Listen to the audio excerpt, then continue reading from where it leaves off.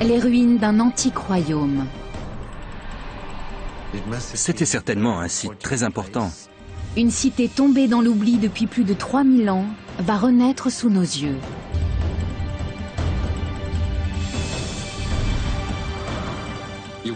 On a vraiment l'impression de voyager dans le passé.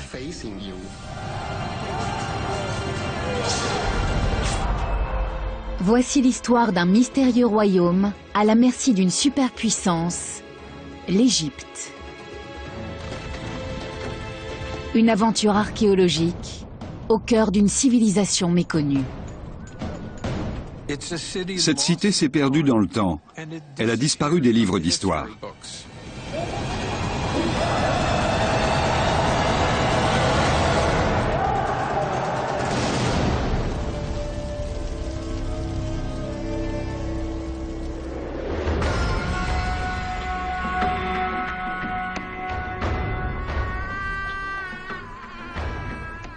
Charles Van Sicklen connaît mieux que quiconque ce royaume oublié. Cet égyptologue est spécialiste des relations entre l'Égypte et l'antique Syrie. C'est précisément là qu'on a découvert les ruines de la cité. Au deuxième millénaire avant notre ère, l'Égypte est un royaume majeur depuis plus de 1000 ans. Elle a déjà bâti les pyramides. Quand on regarde une carte de Méditerranée orientale, l'Égypte est centrale. C'est la nation la plus importante de la région.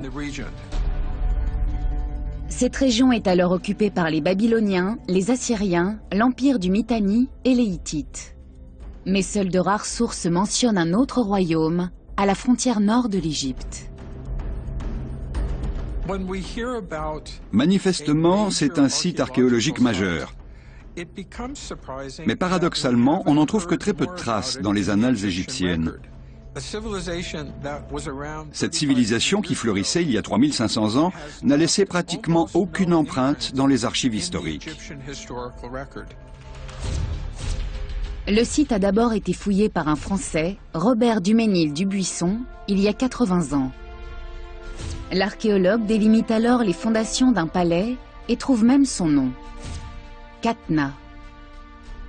Mais selon lui, il ne s'agit que d'une cité mineure, une bourgade comme tant d'autres.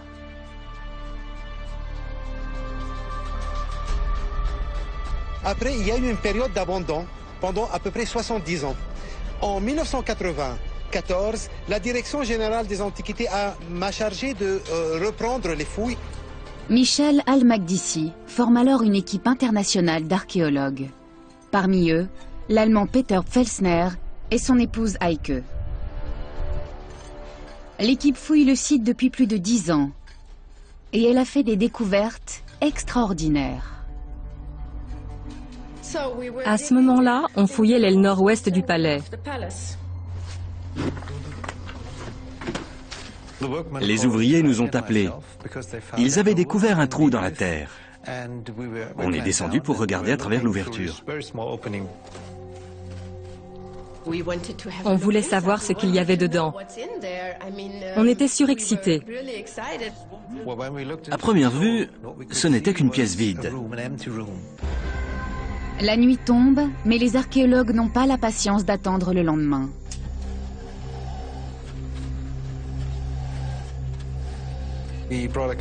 On a apporté une caméra qu'on a fixée sur une perche pour la glisser à l'intérieur. Et là, on a enfin pu découvrir ce dont il s'agissait. Sur l'écran, on a vu apparaître l'image d'une vaste chambre d'environ 6 mètres de long sur 4,5 mètres de large.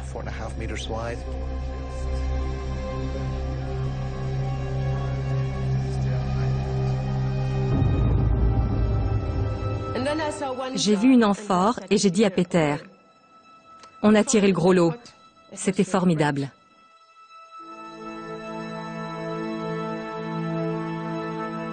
L'équipe dégage rapidement l'entrée. Et quand les archéologues pénètrent dans la pièce, ils y découvrent un véritable trésor. On a trouvé des bijoux et des effets personnels. Il y avait aussi un petit récipient orné d'un singe, sûrement importé d'Égypte. Il y avait beaucoup d'objets égyptiens. Des vases en albâtre et en granit, dont l'origine ne faisait pas de doute. La présence de ces vestiges démontre l'existence, au 2e millénaire, de contacts étroits entre Qatna et l'Égypte.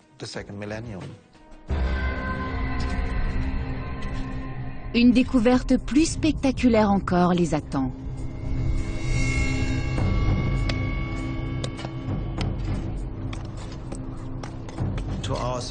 À notre grande surprise, nous avons découvert un escalier qui menait aux fondations.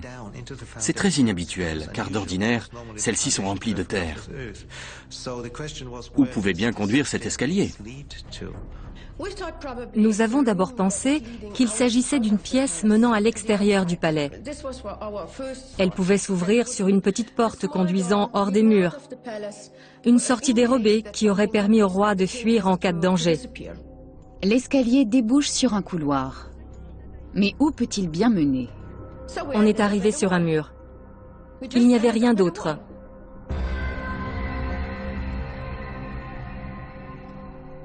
Ensuite, on a trouvé un passage qui descendait. On a continué à creuser. C'était un moment extraordinaire. Tout à coup, on a entreaperçu une statue. On a ressenti une grande émotion. Elle était parfaitement conservée. C'est l'épaule. Daniel et Morandi Bonacossi dirigent l'équipe italienne. Il fouille la partie inférieure du palais. Il comprend tout de suite l'importance de la découverte.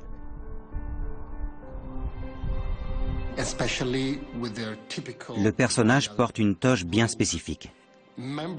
Les rois et les membres de leur famille sont toujours représentés portant un vêtement bordé de franges. C'est comme si une main surgissait du passé pour vous emmener. Ce type de statue flanque généralement l'entrée d'une aile réservée à la famille royale.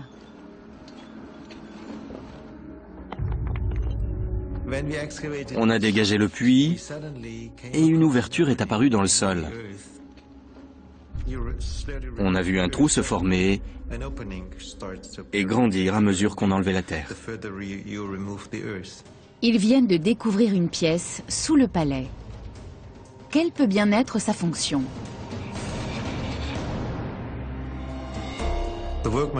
Les ouvriers m'ont appelé et m'ont dit qu'ils avaient trouvé une cavité, une ouverture dans le mur. J'ai tout de suite pensé qu'il pouvait s'agir de l'entrée d'une chambre funéraire. C'était une découverte incroyable. C'est le rêve de tout archéologue de trouver ce genre de choses.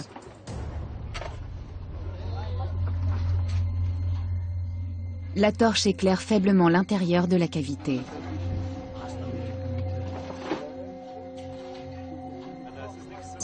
Mon confrère m'a dit « Regarde, un sarcophage. Je ne l'avais pas encore aperçu. » Il est à gauche, dans le coin. Il a ajouté « Il est à gauche. » J'ai alors pointé la torche dans cette direction et je l'ai vu.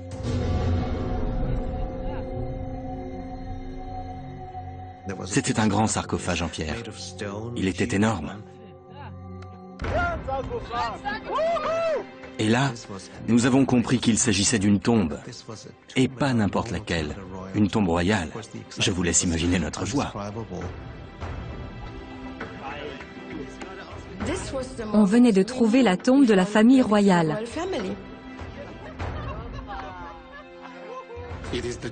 C'est un peu comme toucher le gros lot. C'est quelque chose qui n'arrive qu'une fois dans la carrière d'un archéologue.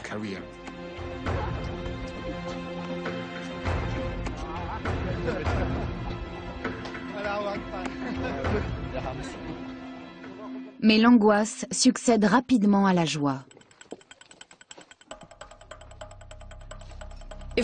Qu'allons-nous trouver derrière la porte de cette tombe? A-t-elle été pillée? Est-elle vide?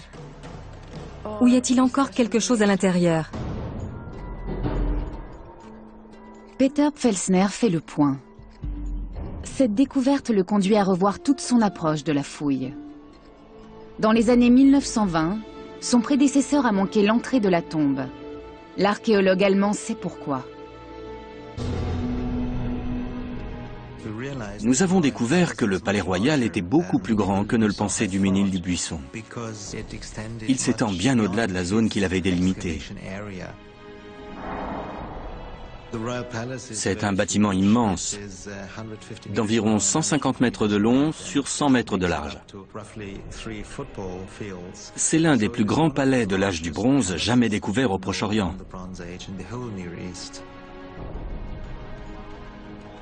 Et ce n'est pas tout. Nous avons dégagé 4 puits circulaires d'environ 5 mètres de profondeur. Ils étaient remplis de cailloux. Il s'agit de fondations. Elles servaient à ancrer d'énormes colonnes dans le sol.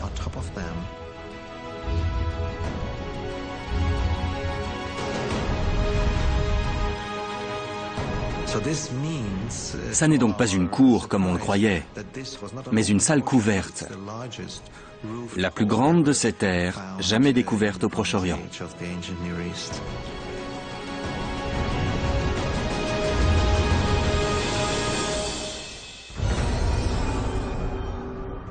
Cette salle immense occupait le centre du palais. À travers cet édifice, les architectes royaux ont voulu exprimer la grandeur et la puissance du royaume de Qatna.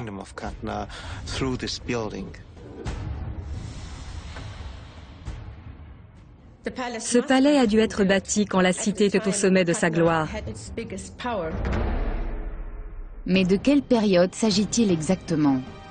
Et comment le royaume de Qatna a-t-il pu rivaliser avec son puissant voisin? L'archéologue allemand trouve un premier élément de réponse. Quand nous avons dégagé les fondations, nous avons examiné avec soin les fragments de poterie que nous y avons trouvés. Ces fragments sont alors comparés à des vestiges similaires mis au jour ailleurs en Syrie. Nous en avons conclu que le palais avait été construit entre 1800 et 1700 avant notre ère.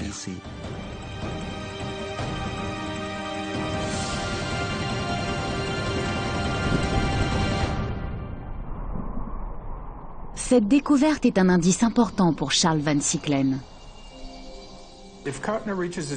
Si la cité de Qatna atteint son apogée vers 1800 avant notre ère, c'est probablement parce qu'elle profite d'un déclin temporaire de la puissance égyptienne. On sait que vers 1800, le pays se scinde en multiples royaumes rivaux. Les Égyptiens cessent de regarder vers l'extérieur et se concentrent sur leur territoire. Qatna peut donc se développer sans craindre l'ingérence de sa redoutable voisine.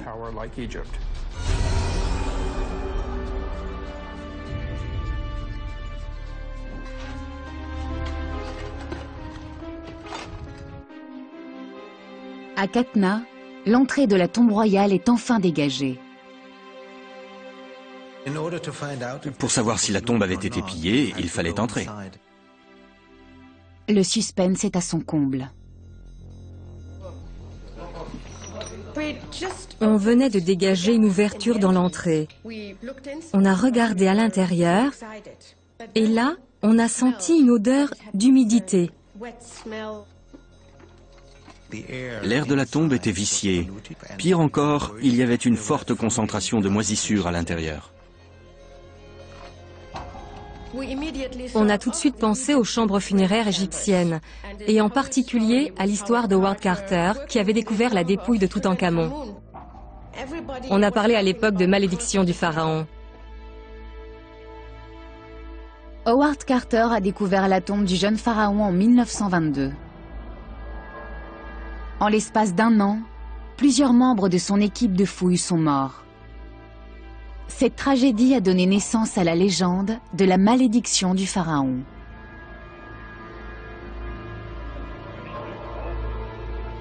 Aujourd'hui, on pense qu'un air contaminé a pu entraîner leur mort. Felsner et son équipe prennent des mesures pour éviter que cela ne se reproduise. Nous avons demandé au gouvernement syrien d'installer un système d'aération dans la chambre.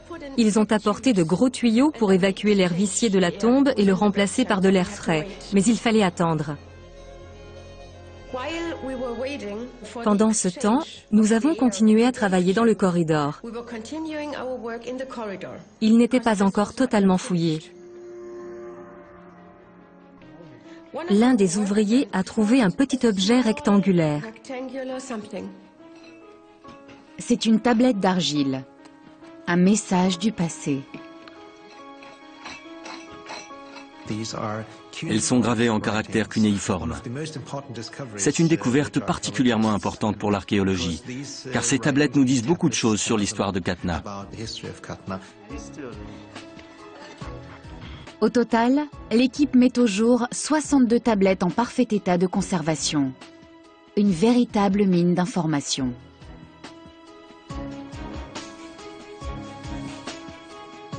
Il n'existe qu'une dizaine de philologues capables de décrypter cette écriture cunéiforme.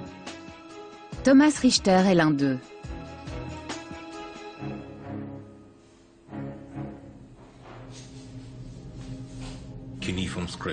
Le cunéiforme est une écriture très ancienne, faite de petits triangles et de bâtons.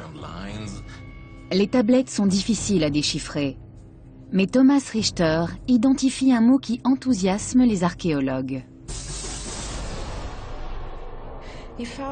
Il a trouvé un nom, probablement celui d'un souverain de Qatna.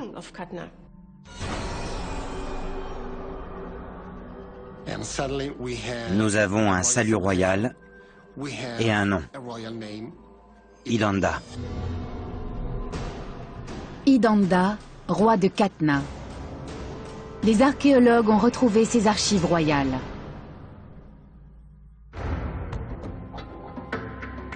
C'est une chance extraordinaire. Ces tablettes contiennent la correspondance d'un souverain de la cité.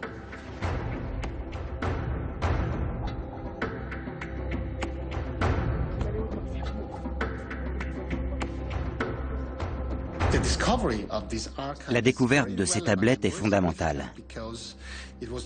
Pour la première fois, les archéologues disposent d'une partie des archives officielles de la cité.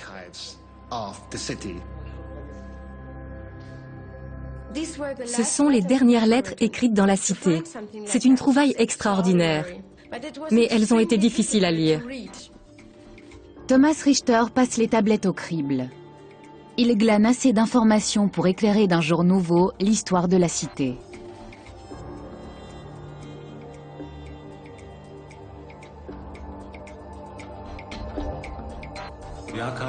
Les archives contiennent des lettres et des textes administratifs. Ces textes nous donnent un aperçu de la vie quotidienne au palais.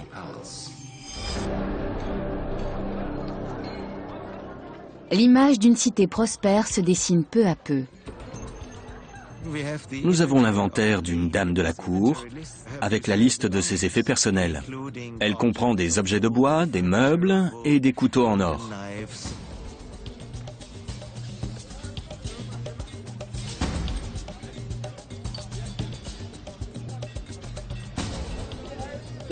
Il a créé une gloire pour cette région, et la gloire de cette région vient de la richesse de cette île.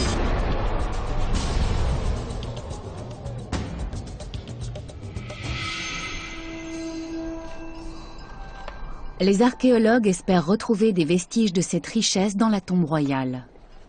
Au bout de 13 jours, l'entrée est enfin dégagée.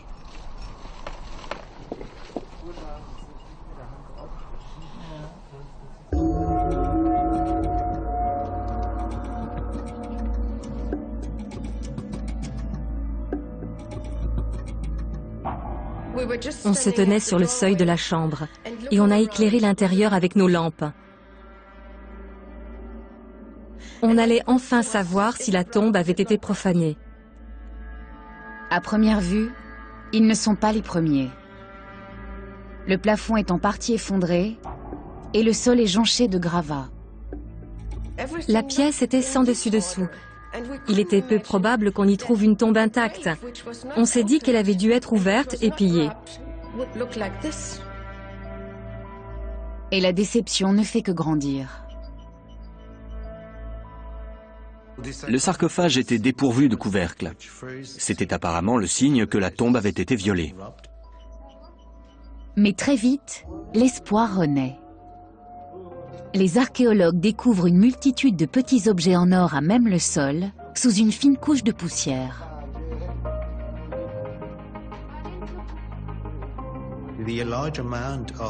La grande quantité d'objets en or tout près de l'entrée de la tombe indiquait clairement qu'elle n'avait pas été visitée. Des pillards se seraient emparés en priorité des objets précieux. Nous sommes donc convaincus que cette tombe n'a jamais été visitée. Et tout le sol était couvert de bijoux, de perles et de petits objets.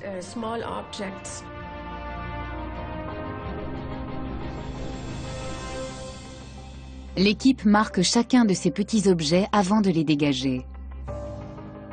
Au total, il y a plus de 2000 drapeaux. L'un des vestiges attire particulièrement l'attention des archéologues. Il s'agit d'une petite tête de lion. Cette tête était faite dans un matériau peu ordinaire. Il ne s'agissait pas d'os ou de pierre, mais d'une substance organique. La tête est envoyée au laboratoire. L'analyse chimique a conclu qu'il s'agissait d'ambre. C'était tout à fait étonnant. D'après cette analyse, on sait que le bijou vient d'une région de la mer Baltique, dans le nord-est de l'Europe.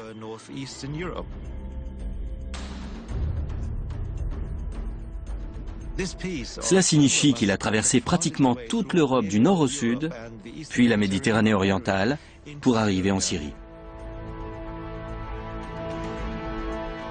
La ville a été d'ailleurs fondée pour organiser les routes de commerce qui relient la Méditerranée orientale avec la Mésopotamie et de l'autre côté la partie sud avec la partie nord. Une nouvelle image de la cité se dessine peu à peu.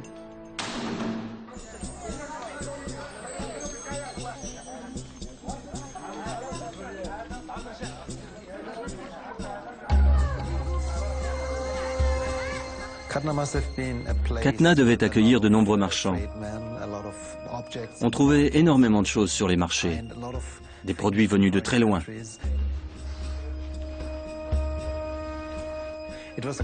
C'était une ville cosmopolite et très peuplée.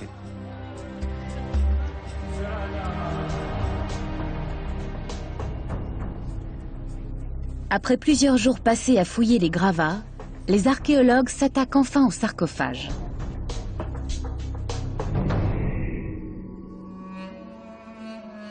Tout à coup, le silence est tombé dans la pièce. Plus personne ne parlait. C'était un moment très étrange. Je me sentais pleine de respect pour cette chambre funéraire.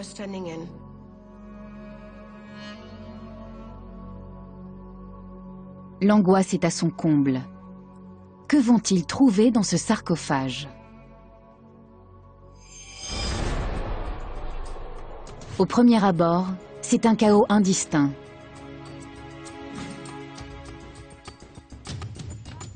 Mais ce désordre cache un contenu étonnant. Le sarcophage contenait énormément d'ossements. En les analysant, l'anthropologue s'est aperçu qu'il ne s'agissait pas du squelette d'un seul individu, mais des restes de 3 personnes. Cela signifiait que ce sarcophage avait été utilisé sur un laps de temps assez long et qu'on y avait placé successivement plusieurs dépouilles.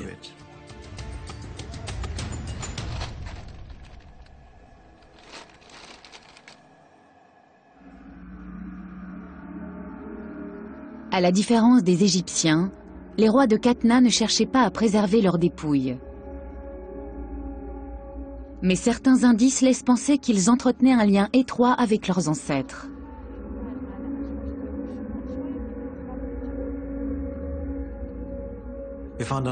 Nous avons trouvé énormément d'os d'animaux dans ces chambres funéraires. Des os de moutons, de chèvres, de vaches, de cochons. Ce sont certainement les restes de repas.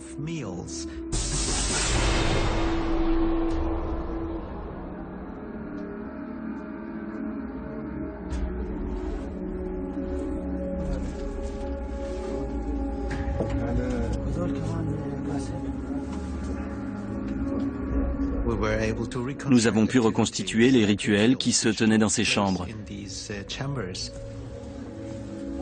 Peter Pfelsner est convaincu qu'il s'agit d'un rituel bien particulier. Certains textes le mentionnent, mais on n'en avait jamais trouvé de preuves matérielles.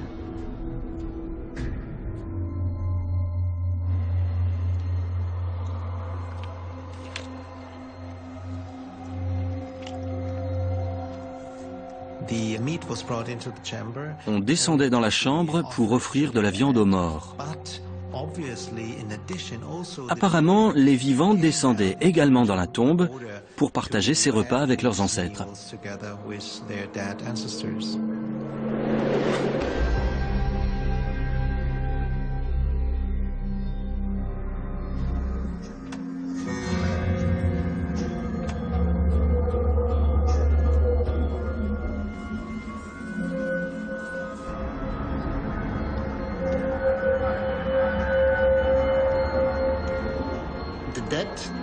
La vie des rois continuait au-delà de leur disparition.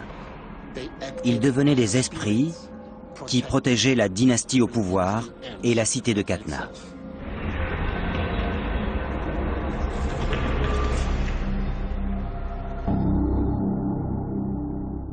À l'extérieur, on continue de fouiller le palais. À l'ouest de la tombe, on a trouvé la salle du puits. Le puits alimente le palais en eau. Il contient des vestiges inattendus.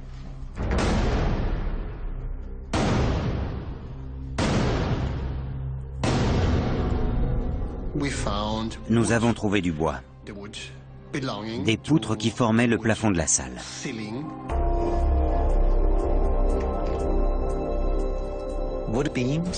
Manifestement, elles étaient tombées dans le puits.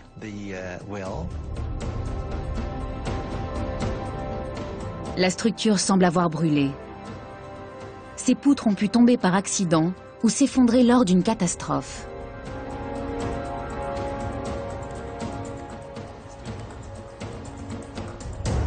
La découverte est d'importance, car ces poutres racontent peut-être les derniers instants de Qatna. Le palais a brûlé. Le corridor, l'antichambre, tout a brûlé. Il nous a alors semblé évident que l'édifice avait été détruit par les flammes.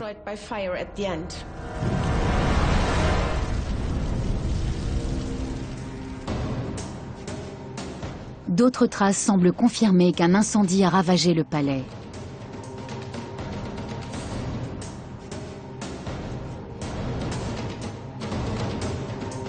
Dans la partie sud, on a trouvé à peu près 1 mètre de cendres de destruction. Dans le corridor qui mène à la tombe royale, nous avons trouvé des traces de suie sur les murs. C'est la marque flagrante d'un incendie. Ces traces ajoutées aux poutres effondrées nous ont amenés à la conclusion qu'il y a eu un incendie, très certainement causé par une attaque.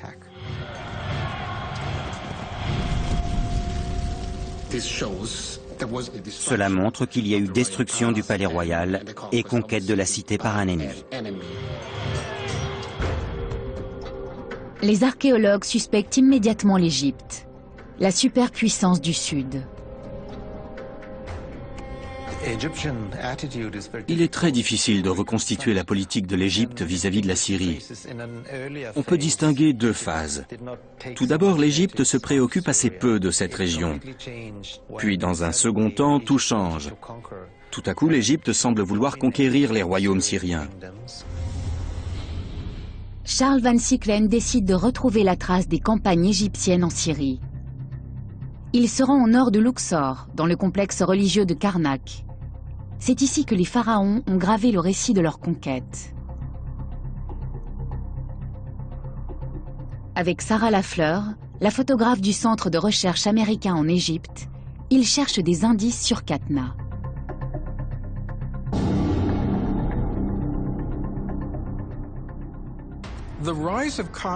L'essor de Qatna semble coïncider avec une période particulière de l'histoire égyptienne.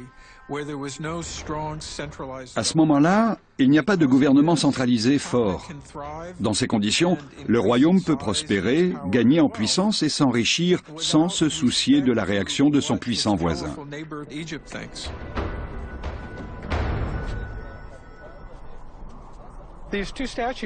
Ces deux statues représentent Thoutmôsis III. Il est possible qu'il soit le destructeur de Qatna. On dit souvent de ce pharaon qu'il était le Napoléon de l'Égypte ancienne. Il s'est lancé dans une vaste conquête des cités syriennes. Sa campagne militaire a duré 20 ans. C'est ce qui a permis à l'Égypte d'asseoir sa domination dans le nord.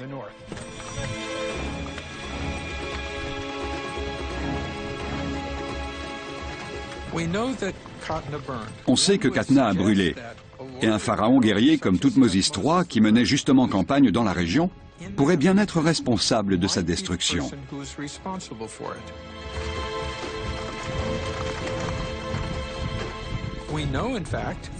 En fait, d'après les archives du pharaon, il est allé jusqu'à l'Euphrate et a détruit toutes les cités qui se trouvaient sur ses rives.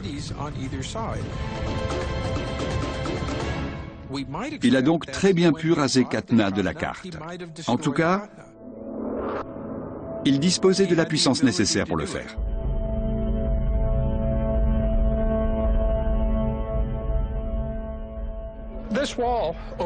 Ce mur contient l'inventaire des différentes cités de Syrie et de Palestine conquises par Thoutmôsis III. La partie supérieure raconte les exploits du roi. Et en dessous, on a des cercles allongés comportant des noms. On voit la tête des Syriens. Ils ont les mains attachées dans le dos. Et chaque cercle contient le nom d'une ville détruite par Thoutmôsis III. Ça fait beaucoup. Effectivement. Mais le problème, c'est que le nom de Qatna n'y figure pas. Dans les témoignages laissés par Thoutmôsis III, rien n'indique qu'il ait attaqué la ville de Qatna. C'est donc une fausse piste. On ne sait alors toujours pas qui a causé la chute de Qatna, ni pourquoi.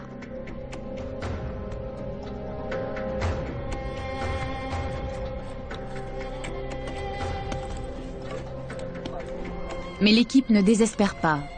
De prochaines découvertes vont peut-être apporter d'autres informations.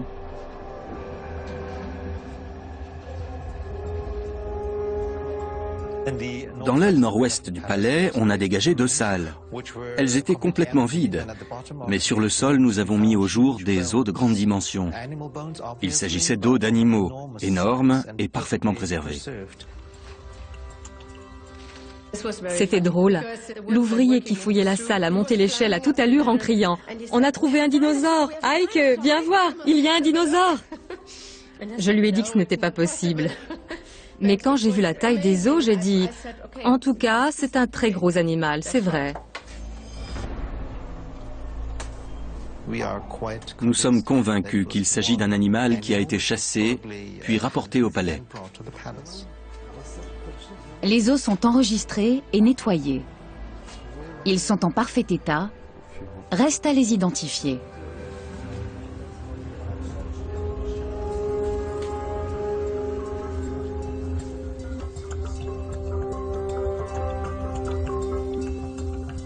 On envoie des photographies de ces os à un zoologue.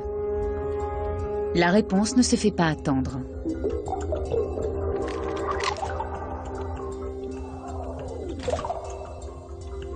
Ce sont les restes d'un éléphant. C'est une découverte sensationnelle. Jusqu'ici, seuls quelques documents anciens attestaient la présence d'éléphants en Syrie.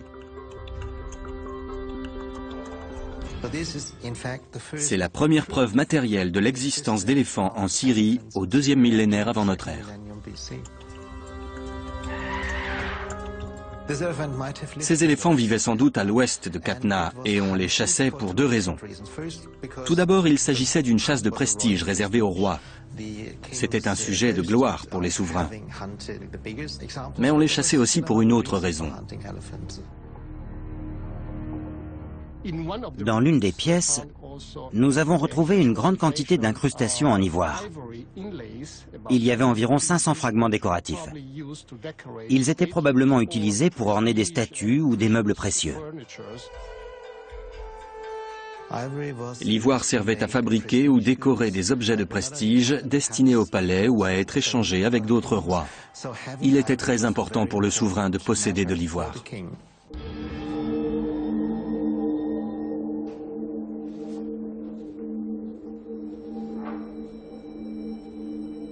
Cette découverte intrigue Charles Van Sicklen. Les annales de Thoutmôsis III mentionnent une anecdote au sujet des éléphants de Syrie.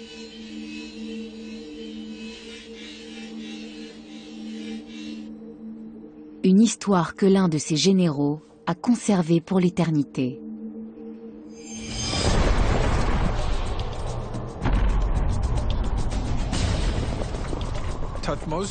Thoutmôsis III a attaqué un troupeau de 120 éléphants pour leur ivoire, ce qui est phénoménal. Au cours de la chasse, le général a sauvé la vie de son pharaon.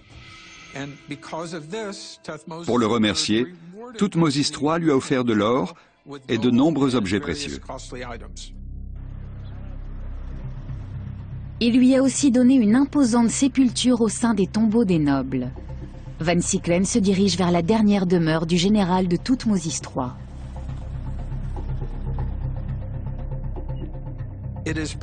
Il est possible que dans cette tombe, on retrouve des textes qui corroborent les événements de la campagne de Syrie.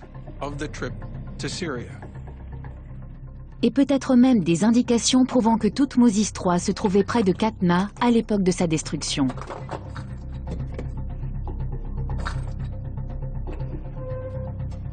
La tombe est fermée au public. Il faut une autorisation spéciale du gouvernement pour y accéder.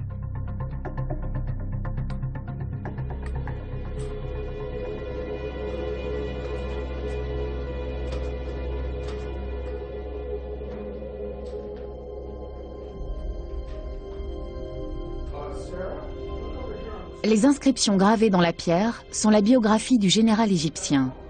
Ses faits et gestes dans l'armée du pharaon.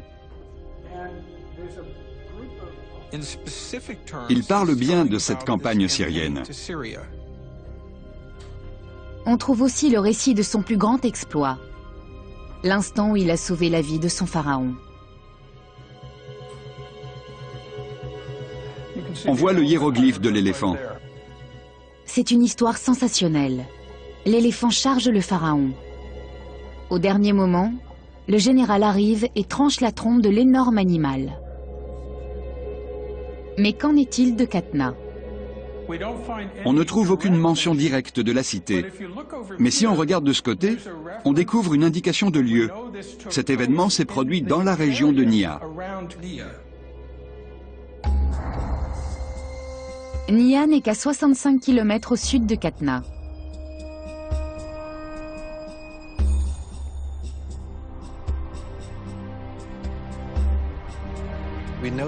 On sait que la chasse à l'éléphant était un privilège royal à cette époque.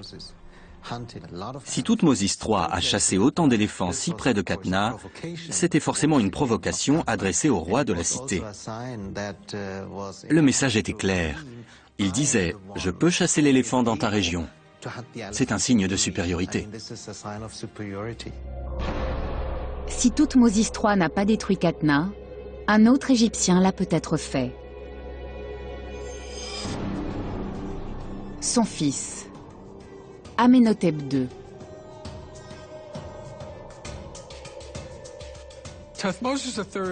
Thoutmôsis III et Amenhotep II semblent être faits de la même étoffe. Thoutmôsis III était un grand guerrier. Amenhotep II veut être un grand combattant. Dans les premières années de son règne, il poursuit les campagnes militaires qu'avait engagées son père.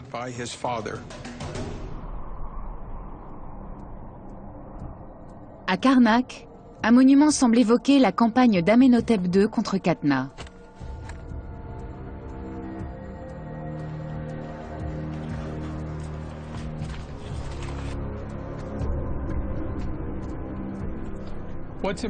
Cette inscription concerne des événements survenus à Qatna.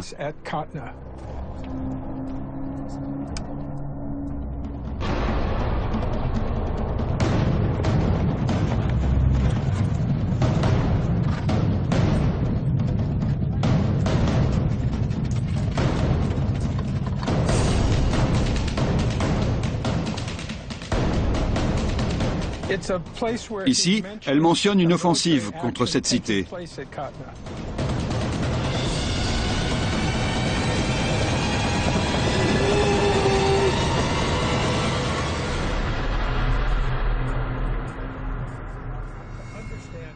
Si Amenhotep II a détruit Qatna, les archives murales de Karnak devraient en faire état.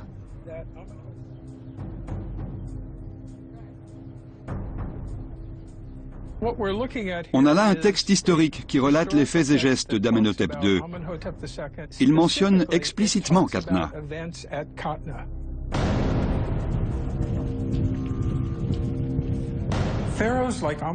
Amenhotep II et Thoutmôsis III considéraient les villes du type de Qatna comme leurs vassales. Elles devaient se ranger aux côtés de l'Égypte. Si elles n'obtempéraient pas, elles s'exposaient à de sévères représailles. Ce qui nous intéresse ici, c'est le début de la 6e ligne.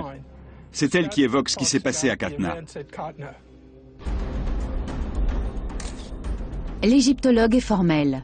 L'un de ces hiéroglyphes désigne la ville de Qatna. Qatna est répertorié parmi les ennemis de l'Égypte.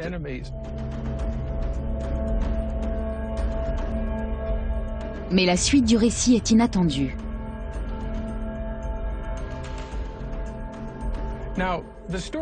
C'est une histoire très intéressante. Amenhotep II se trouve dans les environs de Qatna quand un noble monté sur un char arrive droit sur lui, manifestement pour le tuer.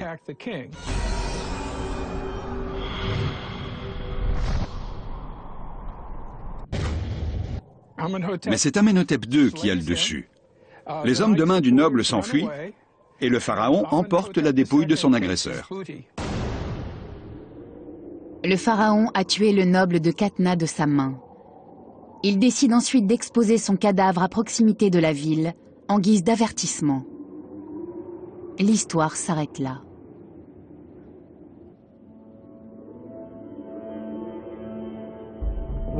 Ce qui est curieux, c'est qu'il ne précise pas ce qu'il a fait à Qatna. Il est difficile de comprendre exactement ce qui se passe. Les inscriptions ne disent apparemment pas qu'Amenhotep II a détruit Qatna. Il s'agit simplement d'un combat avec un noble à l'extérieur de la ville. Et les archives historiques n'évoquent pas une suite. Rien n'indique qu'il a détruit la ville.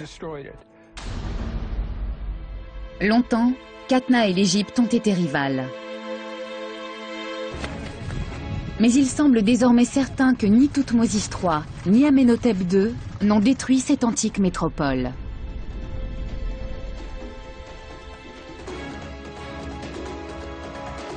Alors qui a brûlé le palais? Le mystère demeure. Sur l'une des tablettes cunéiformes, Thomas Richter trouve un nouvel indice. Il s'agit d'une lettre, peut-être la dernière adressée au roi Idanda.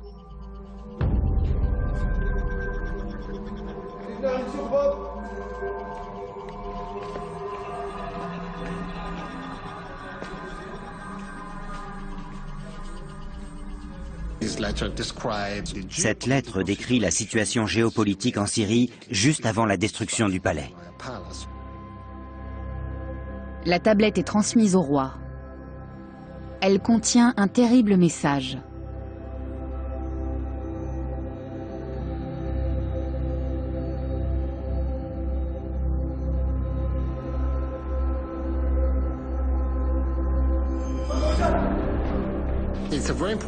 C'est un document crucial dans l'histoire des derniers jours de Qatna. Le souverain comprend très vite que l'avenir de sa cité est en jeu. Il sait qu'il a peu de chances d'empêcher sa chute.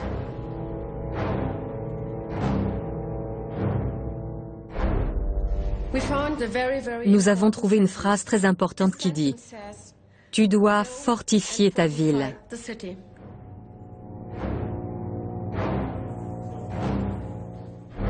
L'ennemi approche.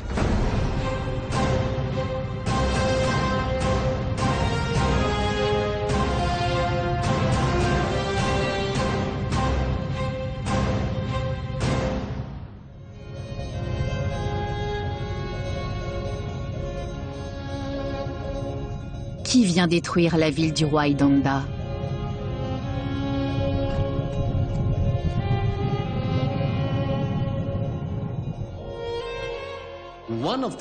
L'une de ces lettres a été écrite par Anouti. C'est le commandant en chef de l'armée hittite qui est en train de conquérir le nord de la Syrie. Les Hittites sont un peuple d'Anatolie centrale. Ils veulent étendre leur empire en annexant la Syrie. C'est une menace pour tous les royaumes syriens, car ils disposent d'une immense armée. Leur armée devait inspirer la terreur à tous leurs contemporains. Les Hittites sont des ennemis dangereux. C'est un peuple de guerriers. Ils disposent de chars et d'armes puissantes. Et leur but est de devenir la puissance dominante en Syrie, à la place de l'Égypte. Cette armée se prépare à attaquer Qatna. Hanouti, le commandant en chef de l'armée hittite, annonce au roi de Qatna, Idanda, qu'il va conquérir sa ville. Cette nouvelle a dû terrifier le souverain. À partir de là, Qatna a deux possibilités: se rendre aux Hittites sans combattre, ou résister. Apparemment, le roi a choisi de préserver l'indépendance de son royaume. Une décision fatale.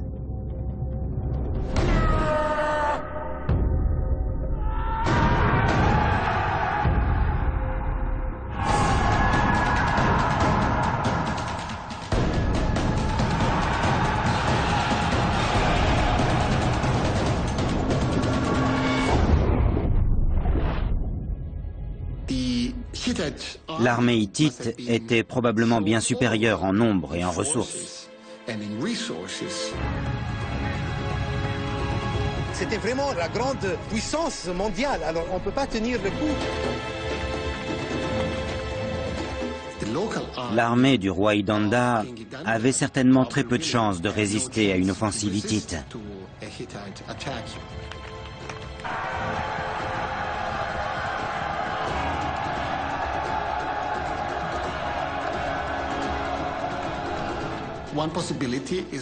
On peut imaginer qu'ils ont réussi à forcer l'une des portes principales de la ville et à entrer.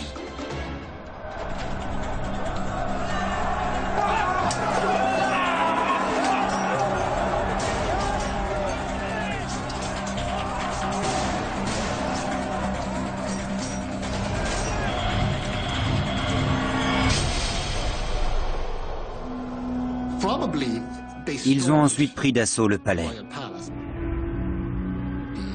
le symbole de la puissance royale.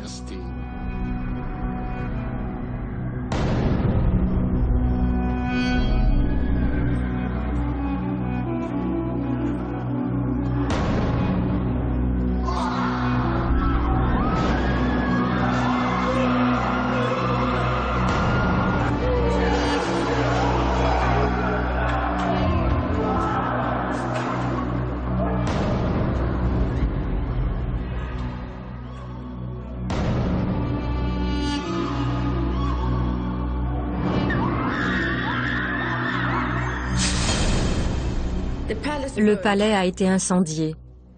Tout a brûlé. Cette attaque marque la fin de Qatna. Il aura fallu 10 ans pour reconstituer l'histoire de Qatna, cette antique métropole du Proche-Orient.